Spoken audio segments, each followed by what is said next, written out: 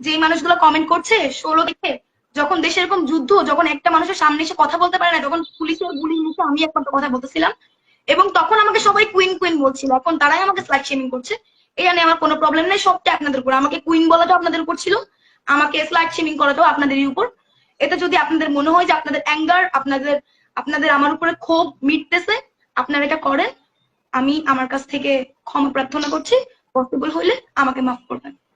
সবাইকে বলছি, আমার আমার যে ব্যবহার ছিল গতকালকে শেষ 1 ঘন্টার, আমি তার জন্য খুবই দুঃখিত। বাংলাদেশ আর্মির কাছে আমি খুবই দুঃখিত।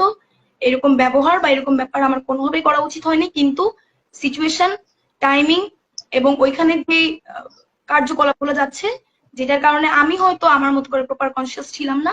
আমার নিজেরও একটা ভেতরকার অ্যাঙ্গার ছিল, আমার মনে হয় ওখানে প্রত্যেকটা মেয়েরই ছিল। আমি তার জন্য বাংলাদেশ আর্মির কাছে আন্তরিকভাবে দুঃখিত, এবং যে ক্যাপ্টেন ছিলেন তাকে আমি অলরেডি খুঁজছি। আমি আপনাদেরকে এইটুকু বলতে পারি যে আমি তাকে পেলে বা আমি তাকে পেয়ে তার কাছে ক্ষমা চেয়ে আসবো। এবং আরেকটা ব্যাপার, আমি আবারও বলি কি, দেখেন আমি কাজ করছি, আমি কাজ করব এবং আমার ইচ্ছা আছে কাজ করার।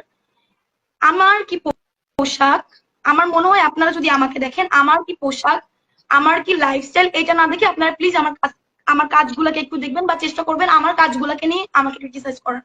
কারণ এইটা হলে এটা আমার জন্য ভালো। আপনারা সবাই মিলে যখন আমার কাজকে নিয়ে আলোচনা করবেন, সমালোচনা করবেন, ওখান থেকে মানে আমার পাওয়ার অনেক ব্যাপার আছে, আমার শেখার অনেক ব্যাপার আছে। তো আমি সবার কাছে এটা রিকোয়েস্ট করবো, প্লিজ, শুধু আমি বলে না, এখানে যে কোনো মেয়েকে নিয়ে কিছু একটা হলে তাকে নিয়ে স্লাট শেমিং করতে হবে, প্লিজ দয়া করে এইটাকে একটু বন্ধ করেন। কারণ এটা মেয়ে মানুষের ভেতর দিয়ে কি যায় আমরা জানি, এবং রেপের মতো একটা ব্যাপার নেই যখন এরকম ব্যাপার হচ্ছিল আমার সঙ্গে, বা এখানে দোষ আমারও, কারণ আমি বাংলাদেশ আর্মির সঙ্গে খুব একটা শালীন বিহেভ করিনি।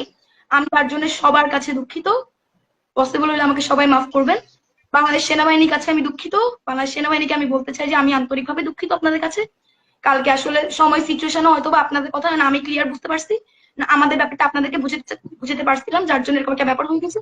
আমি সবার কাছে দুঃখিত, এবং যে ক্যাপ্টেন ছিলেন আমি অবশ্যই তাকে খুঁজে আই উইল সে হিম